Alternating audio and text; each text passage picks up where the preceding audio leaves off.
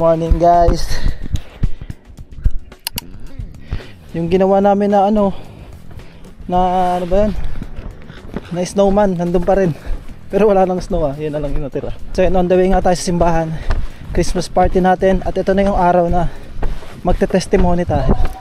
Hindi. Nung nakaraan hindi ako kinakabahan na ano na yung gagawin magte-testimony. Kasi hindi ko talaga maisip sa sarili ko na magte-testimony ako. Sa buong buhay ko magsasalita ako sa ano, yung mga ka-churchmate mo. Hindi ko nakikita yung sarili ko na ganun. Pero ang galing talaga, no? Dati hindi ka maniniwala sa mga ganun, magte-testimony kung paano sila binago. Pero nung ikaw na naka-experience, grabe. Ang sarap ikwento kung paano ka binago ni Lord. Snoop, bagala mo lang. So yun, update na lang tayo pag nandun na tayo. Magpapractice pa tayo ng kakantahin natin. Let's go! Hindi ko ginagawa to guys nung kakanta. Wala nga ako natatapos na kanta diba? Sabi ko sa mga vlog ko. Wala ako natatapos na kanta. Wala din ako nakakabisadong kanta. Pero ito, nung sinulat ko tong kanta na to, ayun, parang ang dali niya lang gawin, ang dali niya kantahin. Kasi ito yung ano ito yung pag kinakanta ko to, ito yung nagpapaalala sa akin na kung paano ako binago ni Lord. Dati mo gusto.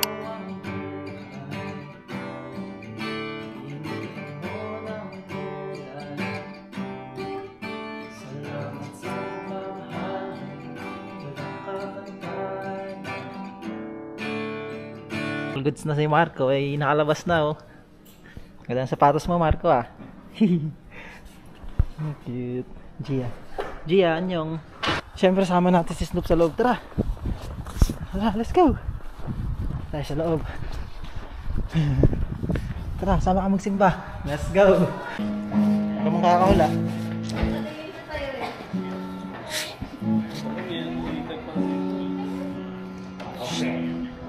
Dual no? Okay. Alam niyo, mga ating kapatid na ito talagang nung ini-invite siya, sabi ng mga tao sa kanya, ang sinasabi namin lagi sa mga taong bisita, hindi kayo magsisisi sa pagdali niyo dito sa amin. Pero yung kapatid natin ito, patutuhanan niya talagang nagsisi talaga siya nung dumalo siya sa atin. Kaya tawagan natin ang ating kapatid na si Rana.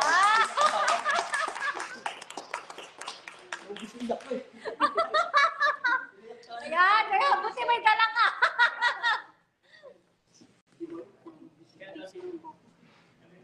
Praise the Lord. Oh, kita. Hindi ko alam kung paano mag-isimula. So, yun, magandang hapon sa ating lahat.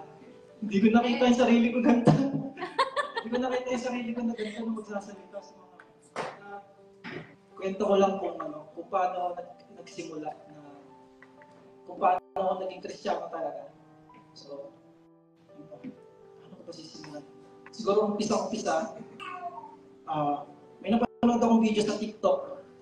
Sabi niya, parang nanghingi siya ng say kay Lord na bumalik siya sa pananampalataya na pag ginising siya ng 3:16 ng umaga, babalik sa pananampalataya.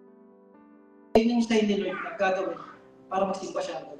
So, gawin mo nga sa akin to, Lord. Nagisingin mo ako. Sa isip ko lang. So, gisingin mo ako ng 3:16, Lord. So, hindi mga kinabukasan o isang araw pa. Wala lang, ihilang ako ng normal. Tapos pagtingin ko sa, 3:16. Sa 3:16, ang galing. Sabi ko lang, 3:16. Tapos, hindi ko pa alam yan, 3:16. Tapos, yun na yung araw na parang si Kuya Michael nagsisimba na doon sa church. Sa church sa Yongjung. Tapos, pumunta ako, nakita ko. Tapos nakita ko si Kuya Bert, uy bro, atid ka, balik ka dito. Si Kuya Bert, makulit yan invite yan Kaya nandito ako ngayon So, yun, simula yun. Tapos, doon ko nakita na yung verse na 3:16. Sabi ko, yung pala ibig sabihin ng 3:16. First, baka mali na. For so loved God the world that He gave His only Son. Amen. Yun yung verse na 3:16. Sabi ko, wala, napakagaling no? Mangingi lang ako ng sign kay Lord na, Lord, parang sasampalataya ako pag or magcha-church uli ako pagka bigyan mo ako ng sign. Wala na. Tapos, nagsisimba na ako. Kasi gusto ko hinahanap ko na si God, nagsisik na ako kay God. So, ayun. Parang wala naman, parang hindi ako nababago. Parang nagsisimba ako, ilong pa rin Lumabang. Siya, wait, lumabang Wala, hindi pa rin na hindi ko maramdaman Parang wala Siguro, ganito lang siguro yung pagiging Kristiyano. Kailangan lang natin magsimba.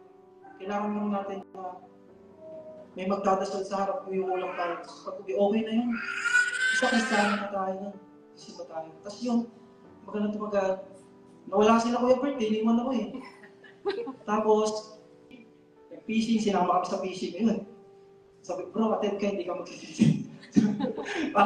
So, ayun sabi ni Kuya Bert na, bro, attend ka, hindi ka magsisisi. So, yung unang attend ko doon, alam mo yun, yung mag-pray pa lang si Pastor Roger Parang kinikilabutan na ako Pag sinabi niya yung Holy Spirit, parang may lamig sa katawan ko na pumapasok hindi naman simbahan yun. Ang sabi ko nga kayo, lagi kong sinasabi, wala sa simbahan yung pananampalataya. Kahit di ako magsimba. Okay lang. Basta may Diyos ko. Ayun yung sinasabi ko dati.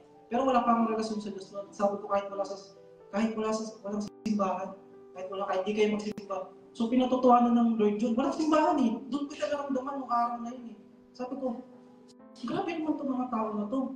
Kasi naalala ko repentance doon. Ba't sila nagdadasal tapos may nagdadasal pa sila.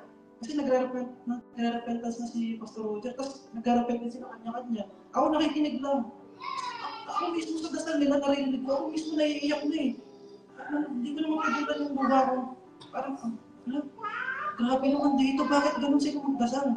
Kasi nasanay ako na aatid ako sa church. Bahala na yung pastor. Kasi bahala na siya mag-repent sa amin. Parang hindi ko pa naiintindihan Ganun.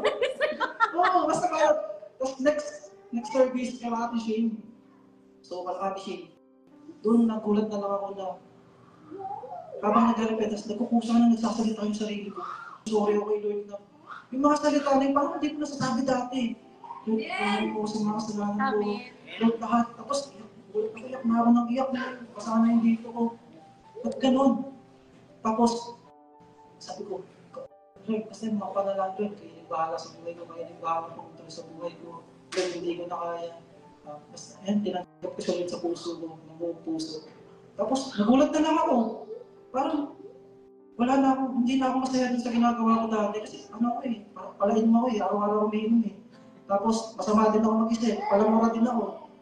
Parang biglang nawala yun na hindi ko maintindihan. Sabi ko, ba't naging ganito? Tapos, sa trabaho ko, nagsishare na ako ng gospel na hindi ko na inakarap. Nagkaganon ako na salita. Pinikwento ko kung paano ako nabago. Tapos parang hindi sila naniniwala. Parang hindi nila nararamdaman yun.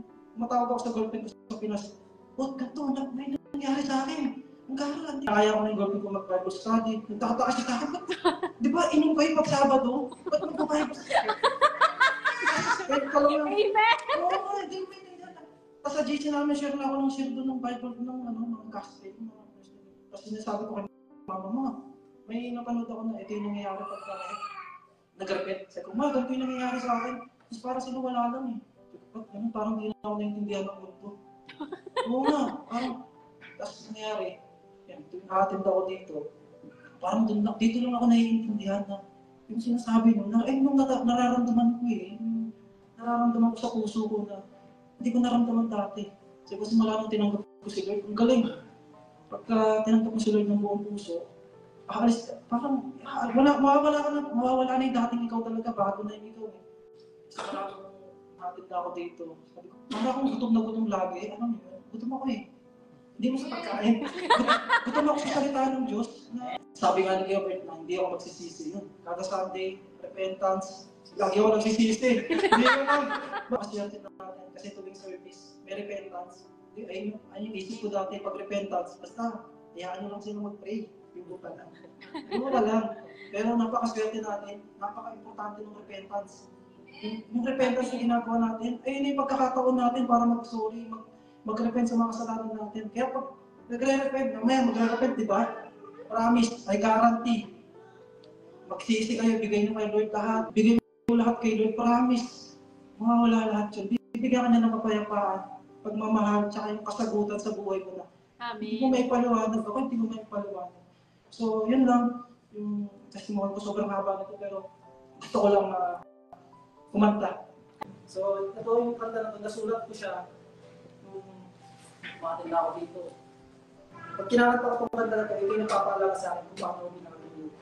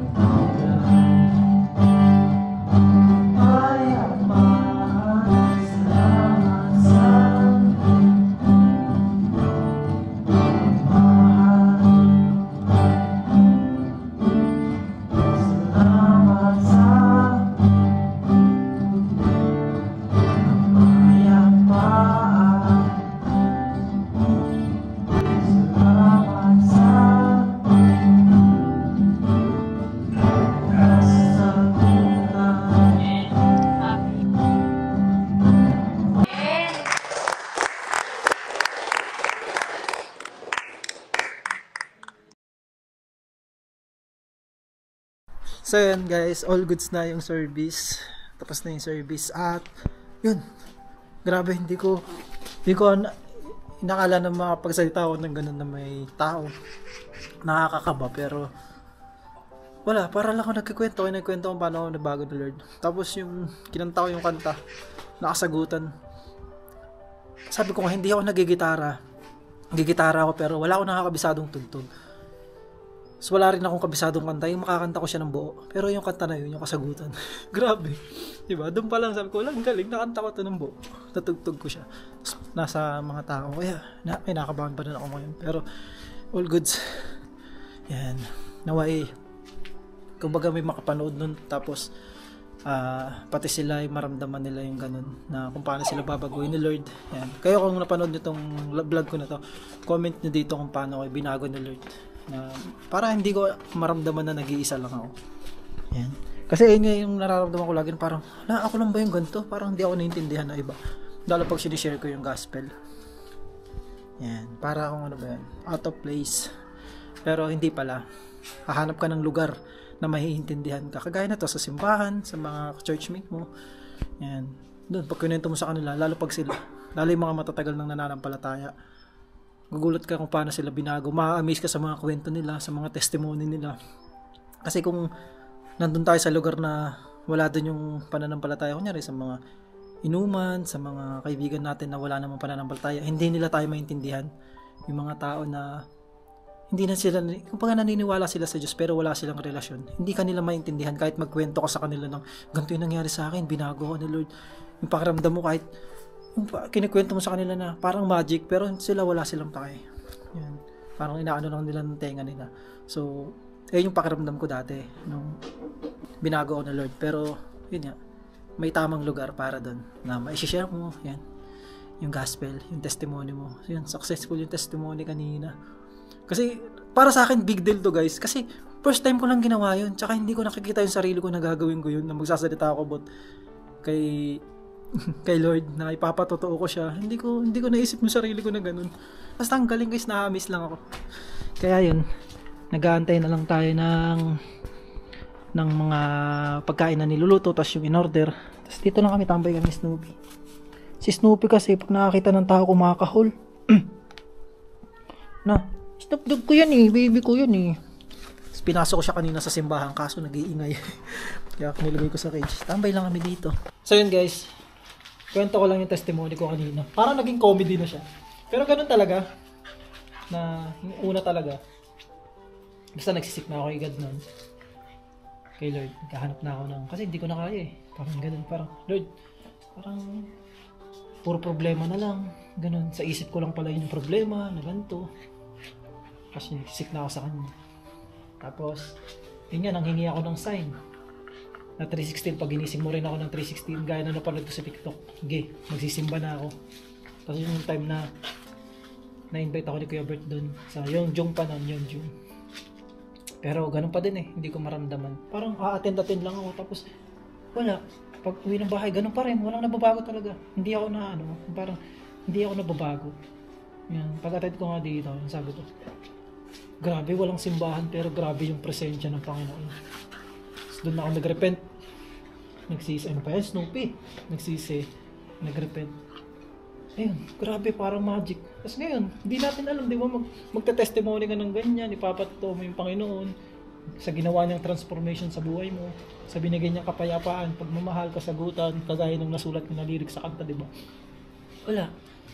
Kasi kahit ano man yung pinagdadaanan mo sa buhay, kung ano man, kahit ano pa yung kasalanan na meron ka, kung gaano mong kagulo yung buhay mo, pag humingi ka ng tawad kay Lord, papatawarin ka niya. Tapos ang maganda nun, babaguhin ka pa niya. Mga bagay na akala mo hindi mo mababago sa sarili mo, hindi, ganito ako eh, hindi na mababago to, hindi. Walang imposible kay Lord, kaya ka niyang baguhin. Pagka sinabi mo na, Lord, ikaw ang bahala na kumilos sa buhay ko, ikaw ang bahalang manguna sa buhay ko. Wala. Pag yan ang pinag-pray mo kay Lord, bahala na siya. Yan. Siya yung masusunod sa buhay mo. Siyempre yung kalooban niya yung masusunod. Sasama kita sa mga taong ganito. Ganyan. Na hindi mo yun hindi iiwas ka, hindi. Automatic talaga guys na mangyayari. Para siyang magic. Basta. Ganun siya nag-work para siyang magic. Kaya nga 'di ba nagkakaroon ng faith yung mga tao na nananampalataya. Nagkakaroon sila ng faith kay Jesus Christ, kay Lord. Kasi doon sa miracle na ginawa sa kanila, pakalupit. Kaya ayun, tayo basta hindi naman madaling maging Kristiyano kasi nandun pa rin magkakamali at magkakasala ka pa rin. Hindi naman totally perfect ka na. Kumbaga, nagiging ginagawa mo lang perfect yung sarili mo sa tulong ng Holy Spirit, sa tulong ni Lord, sa tulong ng mga salita niya, sa tulong ng pakikinig ng salita niya. Tapos ipapamuhay mo yun. So mahirap. Kasi ayun, kagaya nito, hindi ko rin alam yung mga mangyayari sa akin. Yung mga yung mga spiritual battle na mangyayari. Kasi ganun eh, once na nakasip mo si Jesus, mas maano yung spiritual battle. Kaya pero dapat tuloy lang sa pananampalataya. Snoop Dogg. Kaya nga si Snoopy sinama ko na rin si Snoopy magsimba para bumait. Kaya no, Snoop, dapat bumait ka na, ha? Hindi ka na mangangahon ng tao, sinama na kita magsimba eh. Ha? Dapat hindi ka na mangangahon. Ha? Diba? Mangangahon na naman. Ay, go. Nakama ko na si Snooki kasi uwi na to eh.